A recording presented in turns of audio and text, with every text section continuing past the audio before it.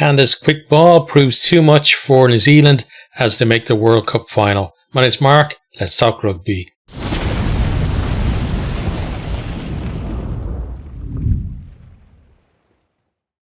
Canada just had too much for New Zealand.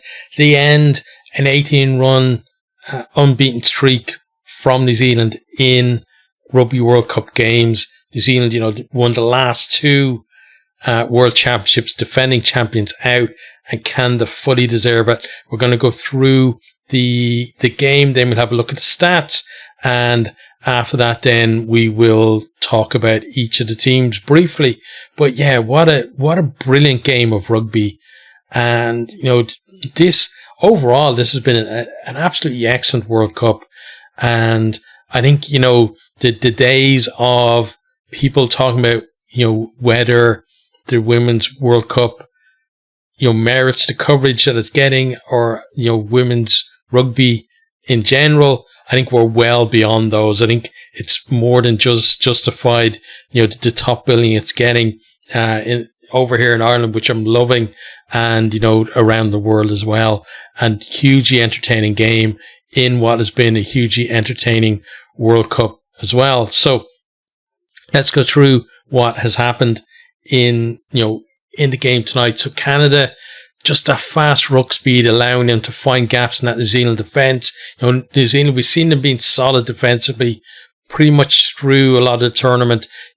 Yes, South Africa caused them some problems, but in that second half, their defence then allowed them to impose their game on South Africa and ultimately pull away. But Canada just so fast with how quickly they're recycling the ball. They didn't let New Zealand set in defence, and they were finding gaps, especially sniping close to the ruck. And we then have they work it up to just outside the 22. Clever little dink into the 22, collected by Tessier, offloaded to Corrigan, and then Corrigan offloads to Pelletier, who sells a dummy and goes over to score, converted by De Goede, and we're 7 points to 0. And, that position that they had there actually came off a kick out on the full by Holmes. But, up to then, Canada had most of the ball anyway, and were the ones making the meters. They're in again a few minutes later as they strike off a line out. They move it wide left from, line out on the right, move it to wide left. Nice long pass to Hogan Rossiter, and she hands off Holmes and goes over in the corner. Conversion missed, 12 points to 0. But what a brilliant start by them. It's not just the fact that they're causing problems to New Zealand, they're taking their chances as well. I think that, New Zealand, we saw again under pressure at times in games, but for the most part, the defence has been excellent through the tournament, and they're able to soak up that pressure. In this case, Canada just, too quick and too good for them and getting in for those scores. New Zealand then with a bit of front foot ball, Olsen Baker and Brunt bending the line, and they get into the 22, but they come in at the side on the clear out, and it's a let off for Canada. Canada then soak up a period of New Zealand pressure before working it downfield again. New Zealand ping for lifting a leg in a maul, so Canada kick to the corner. And now, from that, they start picking and going close to the line. And they suck in that Black Ferns defence, and they're kind of left on the left, close to the post, and then they move out to right. Tessier, she draws, the defender coming up, and a lovely catch pass, and that puts Simmons over to score, and even had another player out as well. So, it was, unless they made a mistake in handling, it was going to be a score anyway. But some really good hands from Tessier to make sure it absolutely was a score. Conversion hits the post, 17 points to 0, but Canada, on the scoreboard in complete control. But now New Zealand start to work their way back into the game. They hit back straight away. Waka claims a restart. Then Ponsonby absolutely surges from around the 10-metre line deep into the 22, about 5 metres out, recycle a couple of times, and then it is Canu Vale, who goes over to score, converted by Holmes, 70 points to 7. So the Black Ferns on the scoreboard. Canada then on the edge of the New Zealand 22. They almost get turned over twice. And then Pelletier doing really well to keep possession. I think she was in a wrestle. It might have been Olsen Baker that she was in a wrestle with, but it was one of the forwards. But she kept holding that ball. And then Black Ferns again at the next ruck almost turned the ball over. Canada keep it. And then as the Black Ferns are blitzing up, Pelletier snipes. She gets tackled, but then produces an outrageous offload to find Captain de Goody, who has the pace to go under the post. She converts her own try for 24-7, and that ends up being the halftime score. And what a high-octane first half that was. Hugely entertaining. And, it didn't drop in the second half either. Canada not as, dominant in the second half, but New Zealand start bringing the entertainment as well. Into that second half, though, it's Canada who strike first, and Tessier produces a nice step and then slides over to score, converted for 31 points to 7, and the Black Ferns in real trouble at this stage.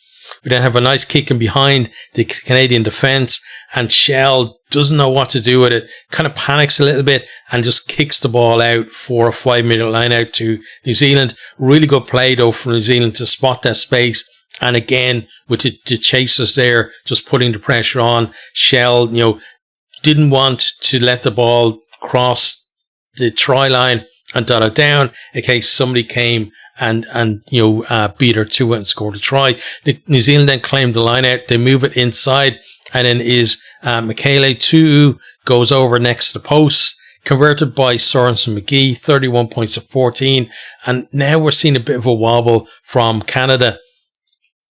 New Zealand then, they drive it just right up the guts, making great meters. We've seen the likes of MacLeod, Tu'u and Olsen Baker carrying really hard for them. And then Sai, when she come on after this period as well, had huge impact off the bench in her carries.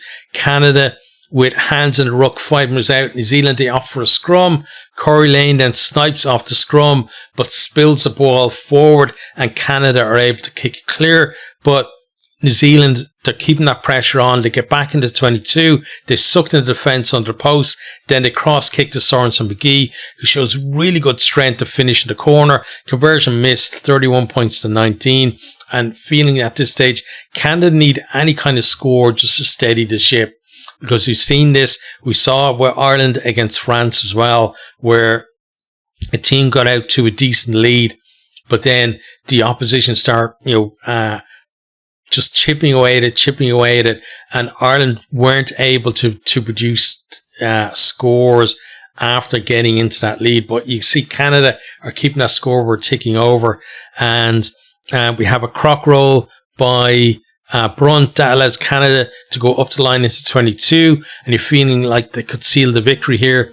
They maul well, then they pick and go, eventually getting held up over the line, but they did have penalty advantage, and then Goody pops it over from in front, 34 points to 19. And you're thinking, with the amount of time left on the clock, 15-point gap is just too much for the Black Ferns. It would be an absolutely amazing finish if they were able to do it.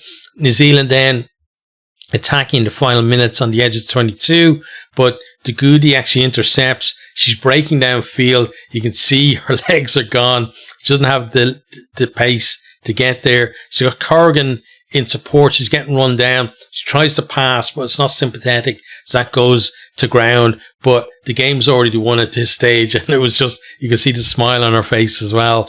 It wasn't a case of she was feeling like we've blown a chance to seal victory. This victory was already sealed. There's only a couple of minutes left on the clock, and then it did show, I think, real measure of this Canadian team, that as the Black Ferns played for 3 minutes into the red, looking for that final score of the game, they managed to hold them out, turn the ball over, and got it off the field. 34-19 was the full-time score. So let's have a look at the stats, and then we will come back and talk about each of the teams. So let's start out with territory. So 53 to 47% for New Zealand. And it was the kind of thing, I'm pretty sure that it swung between the halves. You'll have a look here, yeah. So first half, 58 to 42 in favour of Canada. And then second half, 61 to 39 in favour of New Zealand. So it really did swing between those halves. And then possession.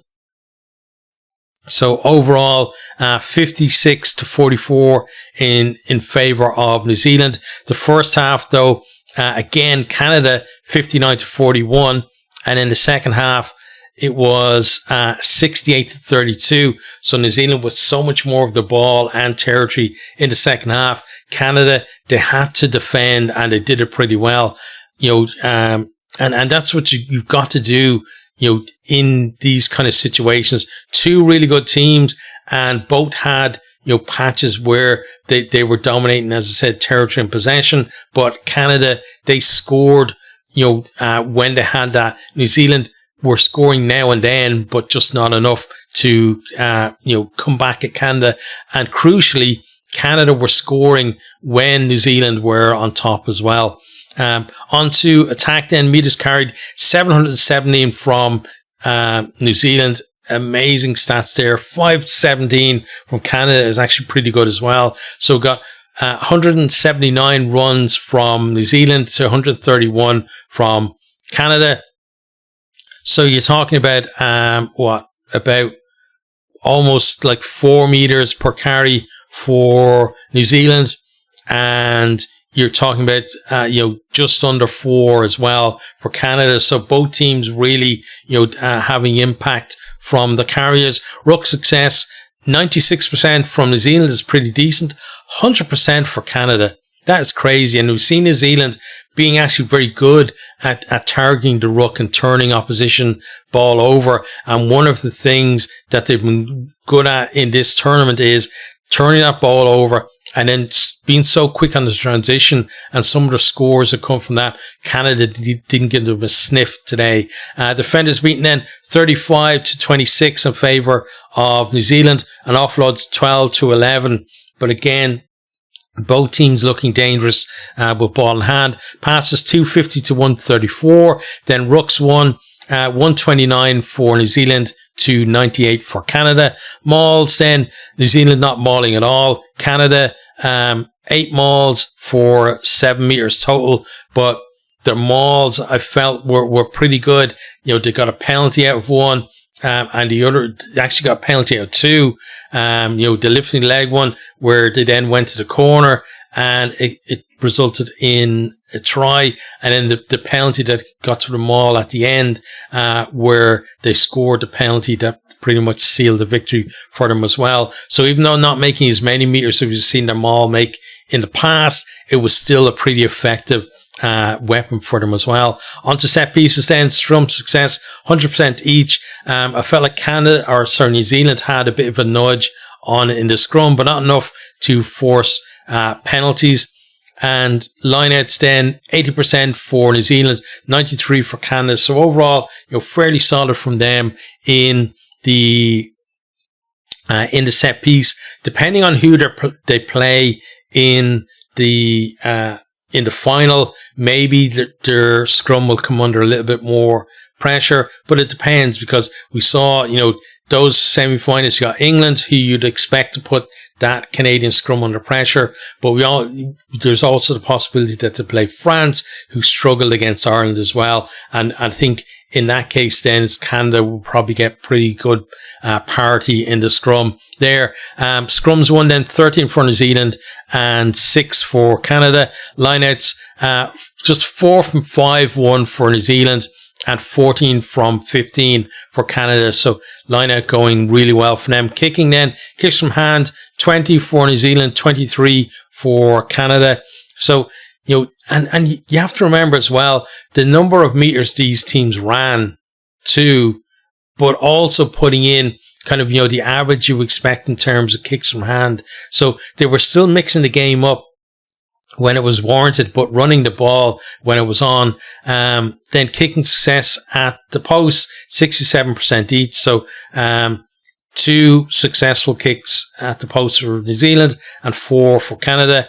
And kicks into touch, then only 3 for New Zealand and 16 for Canada. And you probably see why when you look at the line-out stats. New Zealand's line-out, not that great. Didn't want to, kick to touch, but also we saw them with a number of penalties, tapping and going as well, and wanting to keep that ball alive, keep that pace up.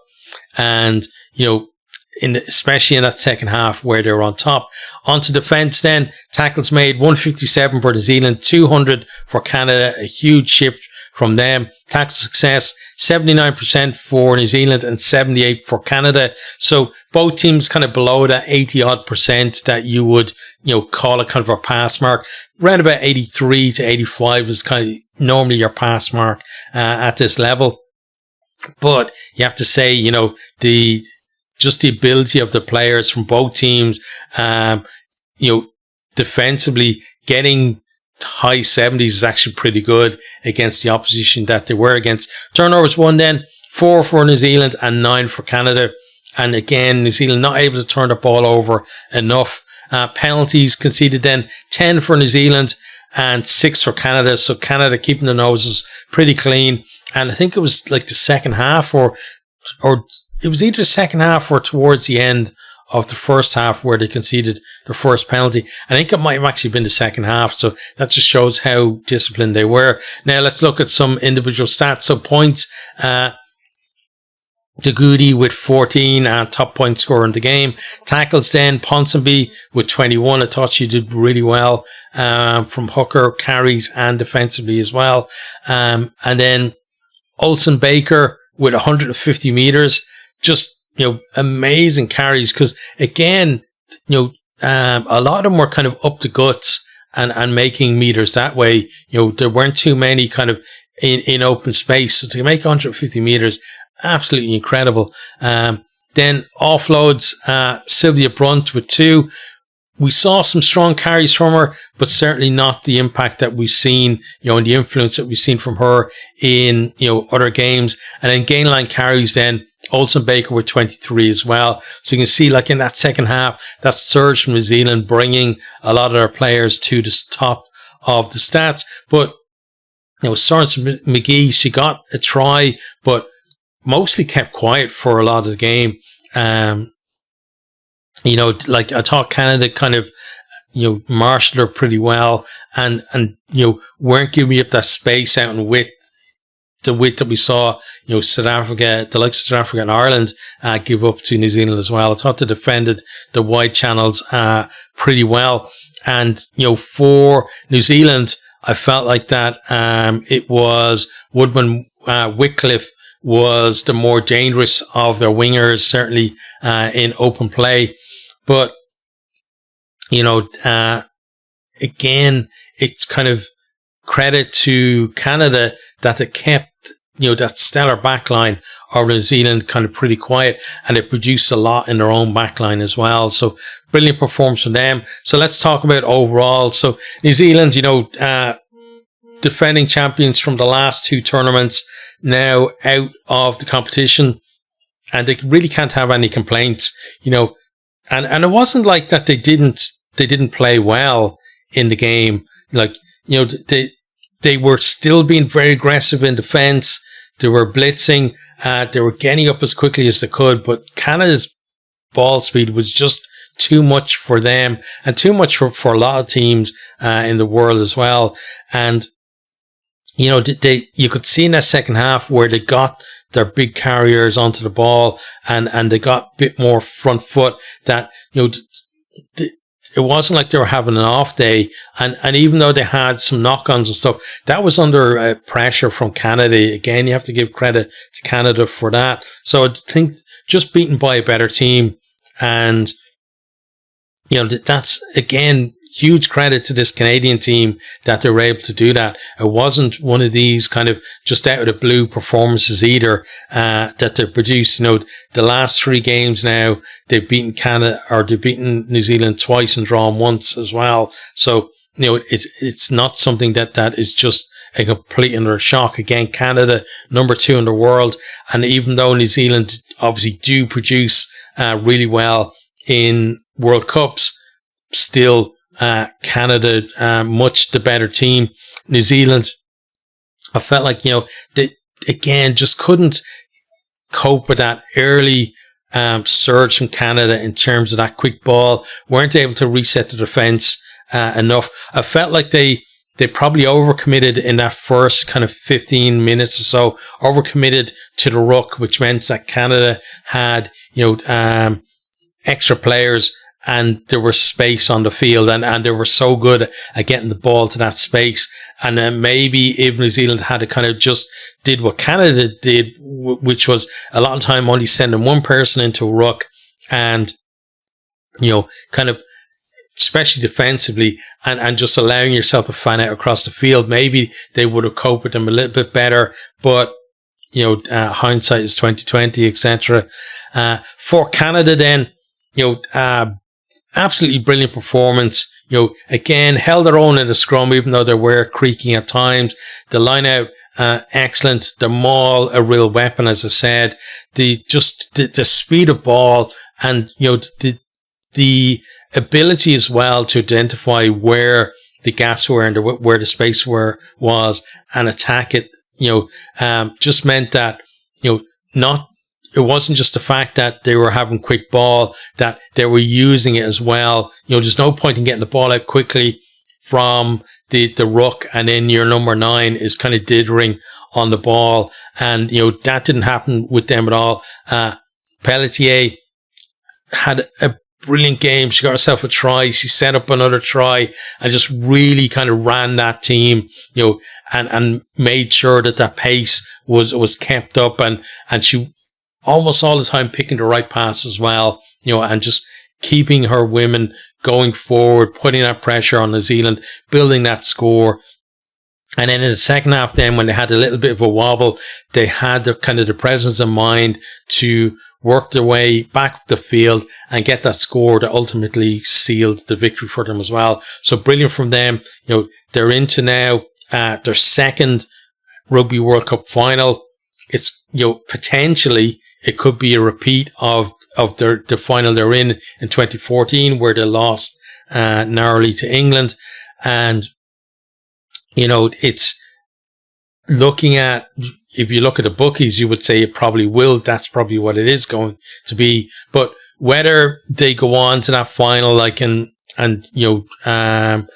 beat England or whatever happens in it, I think that they can be absolutely proud of their performances in this competition. For a team that isn't even fully professional, yes, a lot of them play in the Premiership, but not the whole squad plays over there. And they actually had to crowdfund to get the money that they needed as well to get to this World Cup too. So that kind of story is just absolutely brilliant to see as well. And hopefully, on the back of this, wherever happens that final, they do get the funding that would help them to go on to even bigger things, and again, I feel like for the teams that aren't the Red Roses or Black Ferns, they kind of come in fits and starts. We saw Ireland a few years ago, being up there and kind of trading blows with the likes of New Zealand and England. We've seen France do it at times as well. We've seen Canada do it in the past and doing it now. But, it's about trying to swell that group of teams who really are at the top table, from World Cup to World Cup. At the moment, it's really only 2 teams that you could say are in that group. And if Canada can get up there, and go beyond this World Cup into the next World Cup, the next, etc., for wherever many iterations in the future, that I think that can only be good for the game. But that's my opinion. Let me know what you think down in the comments.